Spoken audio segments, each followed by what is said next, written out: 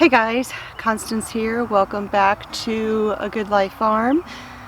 So I've donned my bug spray because it is getting close to sunset, and here in northern Alabama we have the little no-see-ums, and yes, that is what they are called. It's even in the dictionary.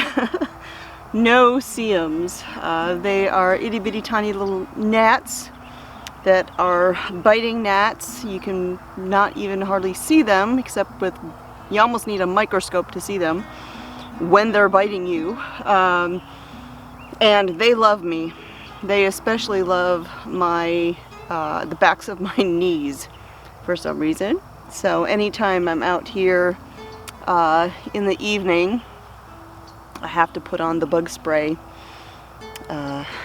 But I'm out here to do my weekly garden tour. So if you are new here to the channel, welcome. As I said, my name is Constance. I am a food writer over at cosmopolitancornbread.com. And 5 years ago, my husband and I settled here, planted roots in northern Alabama after 25 years of active duty Army family life. And so this is where we call home, and we named our little homestead A Good Life Farm. And every week, all throughout the garden season, I do weekly garden tours, take you through, show you some of the things that are happening in the gardens. So as I said, we are in northern Alabama. We are garden zone 7B. It is currently May, which means it's technically still spring, but it is hot. We were already close to 90 degrees today, and so we have reached that stage where I come out in the morning, I do work, and then I go in and shower, and then I come out again after the sun eases off a little bit. That's just how it works around here. Those of you who are new, we have two garden areas here. This is our in-ground garden.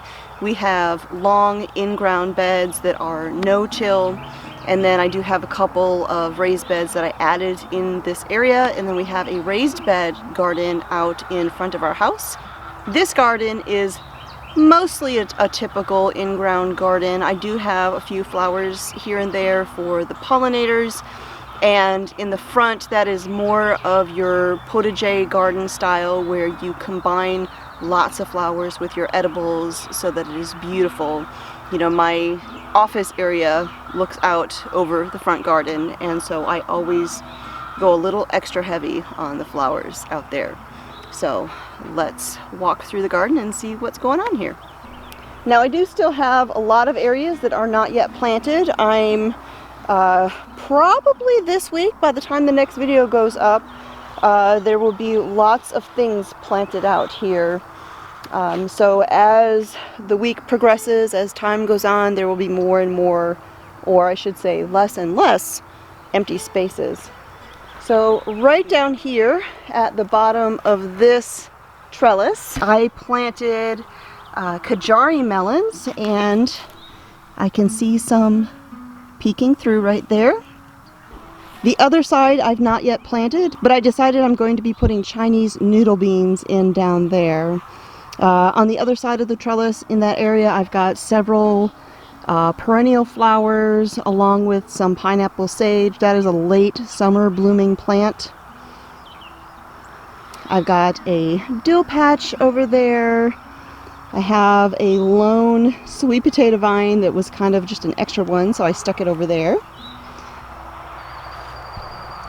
This is my comfrey patch. I have two sections of this, here and in the other bed. I love growing the comfrey because, as you can probably see, there's already bees enjoying the comfrey flowers. Over on this next trellis, I have planted chrysanthemum melons, and I've got some right there coming through as well. On the other side of the trellis, I planted Israeli melons. Now I don't see any of these ones coming up yet, but I do also have some that I started indoors in some pots, and so I'll be able to transplant them out here if I don't see them come up. My green bean patch, or my bean patch I should say, is looking pretty good. I'm not seeing any pest damage so far, so that is really big. Last year I really struggled. I had to plant things multiple times because I had so many issues with, well, last year it was slugs. But so far we are looking good.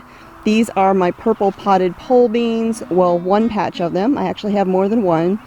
And over there I've got mostly NT half runners. I had a couple extra purple pod pole beans and I stuck them down there. This is a volunteer sunflower. Came back from last year. I wasn't sure what kind it was, but I'm leaning now towards possibly a lemon queen, just because I'm seeing what looks like the beginning of flowers in the crook or the armpit of sorts along the stems. So we'll see. My swamp weed butterfly bush or butterfly weed is coming along. Now this variety, I actually didn't see any flowers from it last year, so I'm kind of looking forward to this. This one's a little bit different than the one that I grew out in the front garden. Those were like a orangey school bus yellow, and these are a pink variety.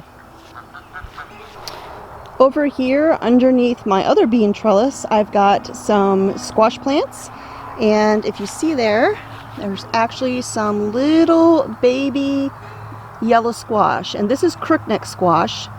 I'll actually let those get maybe 3 inches long or so, and then I'll go ahead and pluck them and just kind of stir fry them, cook them up, because the longer you let that plant get established, the better it's going to produce later on. So I want it to focus its energy on growing the plant before it produces the fruit.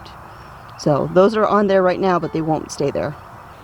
Okay, so this is one of my eggplants, and I am seeing flea beetles. So I'm going to need to come out here and take care of this. So these 2 beds here have been left empty because I'm kind of holding these off for some of the tomatoes that I've got still growing. They will probably be going into the garden this coming week. And this one I'm doing a little bit of an experiment by using the pine needles as mulch, and then the other one is just my typical wheat straw. Now in this bed I did go ahead and start some zinnias. I got some right down here and then down at the other end as well, so that the tomatoes will be kind of bookended by some lovely color. And then I've got one little sunflower down there. And to be quite honest, I don't remember what variety of zinnias I put in there. So I'll know them when they come up. So this raised bed here is all squash varieties. I've got rampicante squash, Ford Hook zucchini, there's Golden Delight, which is a yellow squash. Actually, it's a yellow zucchini to be more specific. More Ford Hook down there. I've got some spineless, what was it called? Spineless Beauty. And then this one right here was the Gold Prize yellow squash. So I am finding it interesting that the varieties that are on the ends of the bed are looking pretty good. They've got some size to them, but then everything in the middle of the beds just really seem to be struggling, even if it's the same variety. So for instance, look at this gorgeous rampicante, and then look at these rampicantes. So I'm not sure exactly what's going on here. I mean, the soil's moist, so it's not that. I'm wondering if maybe I need to drape some shade cloth over this. I'm not sure. I'll think on that. Down here by my chicken trellis, I've got some Mongolian giant sunflowers planted, and then I stuck a couple other varieties down in there too, and I don't remember what kind, but I know these are the Mongolian giants. There will always be Mongolian giant sunflowers in my garden. A little bit of an update on my green stalk back here. It seems to be doing a lot better than it did last year. Last year I had it out in the all day long full sun. I seem to have a hard time keeping the soil moist. Nothing really ended up producing. And so I had decided to put it up here on my porch, where it still is technically full sun, because it gets gentle sun in the morning and then it gets direct sun all afternoon. And when I put it up here, I actually put it on one of those kind of lazy Susan sorts of things, the platform with the wheels that's for big old flower pots. And my plan was to rotate this a little bit every day so that the plants on the back side would get sun just like the ones on the front side.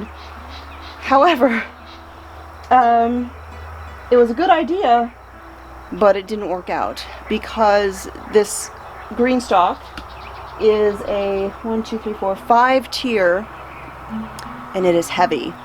And it worked for a few days, but then after a few days, one of the wheels, it felt like it was cracking. And I didn't want to risk this all tumbling over, and so I've just been leaving it as it is. And so far, for the most part, everything seems to be doing okay.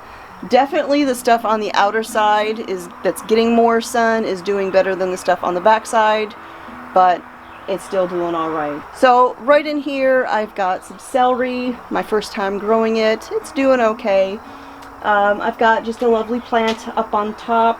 Then I've got some lettuce in here. I've got some flowers, and then I didn't really put much on the bottom because we have a pet goose who wanders around here, and she has discovered the green stalk and she was eating everything, so I didn't even bother to plant the bottom.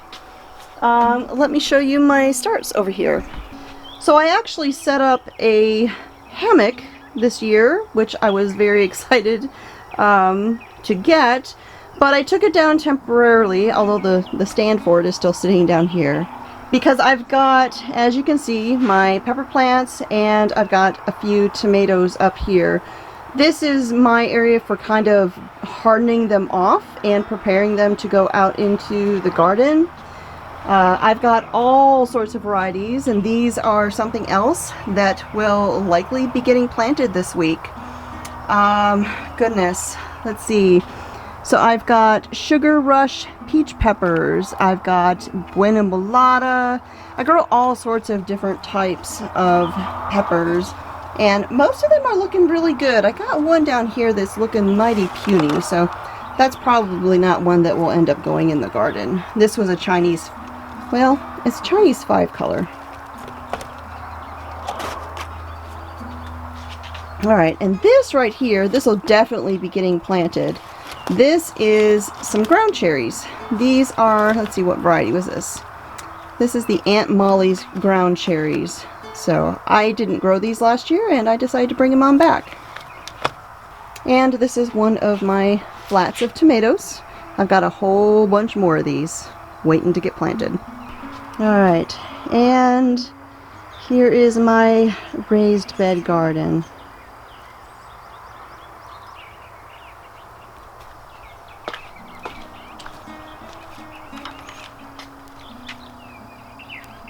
Now here is something I actually have not talked about yet.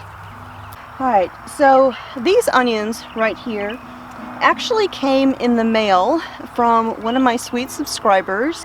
On YouTube, she goes by the name I Heart Homesteading, and she sent me this variety of onions. They are bunching onions. They are a perennial type of onion. To propagate them, much like lilies or irises, you let them die back, and then you separate the bulbs, plant them again, and they keep on growing. So you can snip the tops and use these like you would scallions, green onions. And then when you've got enough of them, you can also, of course, use the bulb. And it is a mild onion, much like a shallot.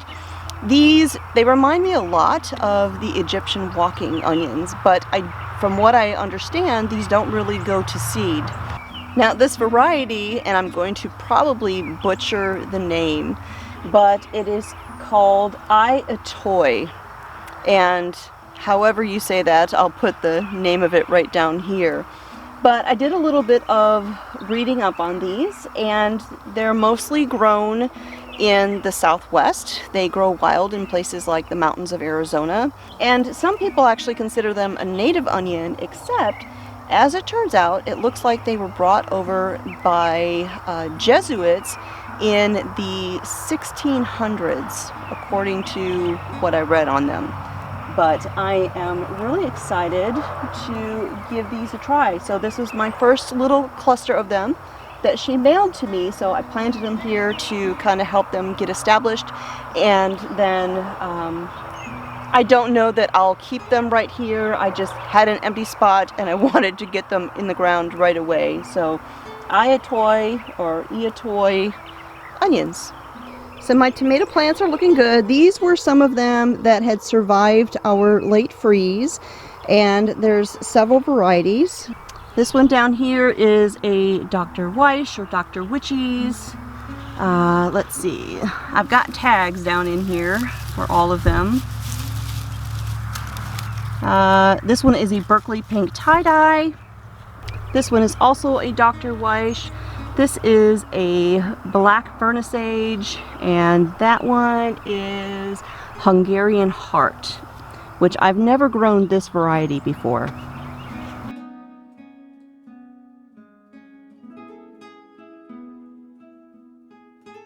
Now those down there are actually some daikon onions, or excuse me, daikon radishes. I like to grow radishes alongside cucumbers because when I took a companion planting class, I learned that when radishes are left alongside cucumbers and you leave them to go to seed when they develop flowers and all of that, it's supposed to help prevent cucumber beetles on your cucumbers. And so ever since then, I've been planting some sort of radish alongside my cucumbers, except my cucumbers did not come up. So I do have them started inside the house, and they're about yay big, so they'll be getting planted out here before too long. I do want to get them, I just want to let them get a little bit more established before I bring them out. So these down here, now I planted 3 of them, but only 2 came up. I might stick another seed down in over there. These are the Chinese python beans, and those things get massive. If you've ever seen Chinese noodle beans, these put those to shame. And the rest of this bed is waiting on peppers.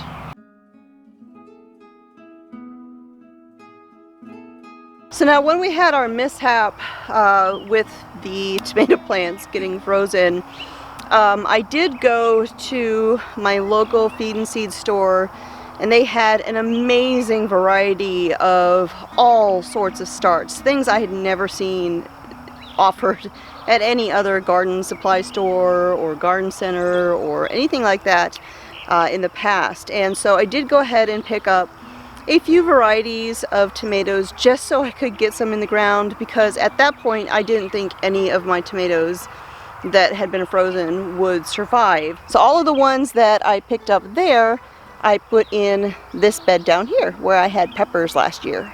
So I've got a Cherokee Purple. This one is an old German. This one is called Caspian Pink. Then I have a Mortgage Lifter.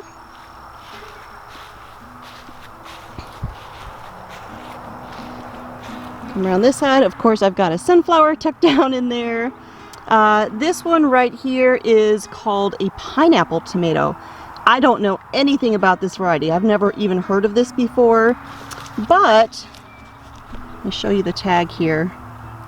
I kind of liked the look of these stripy sort of tomatoes, so I thought I'd give them a try. Now Mr. Smith is really excited about this one, and this is a variety I've never grown before. These are the little yellow pear tomatoes. They're kind of like a cherry tomato, but they are shaped like a pear. And then this last one here is a Mr. Stripey tomato. So those 7 tomato plants all came from my local feed and seed. And then of course all around them I've got herbs and I've got a few flowers tucked in there.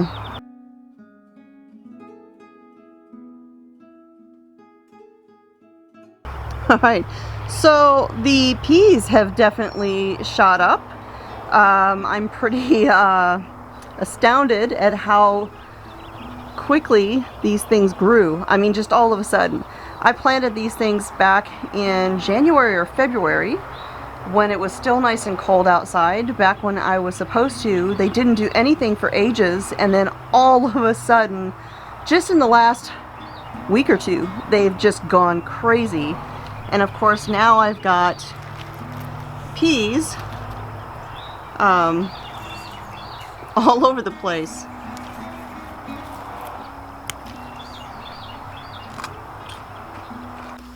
Alright, and last but not least for today is the blueberries. So I planted these blueberries last year, early in the springtime, and it looks like this year will be our first harvest. Now, we've had a couple of blueberry bushes here and there that just didn't do too great. I actually have one out in the other garden area that it tries. It does produce a few blueberries every year, except the birds have a tendency to get them before we do. And so I've actually got a good bunch of blueberries out here. Not a ton of them, not enough to like make jelly or jam or anything like that, but if I pick them as they ripen and freeze them, I will have enough to make like some scones or something this year. But I needed to keep the birds from eating them before I could pick them, and so I did go ahead and get some bird netting and covered up this little hedge of blueberry bushes here, just so that I could keep the birds from eating them. We do have a lot of birds around here.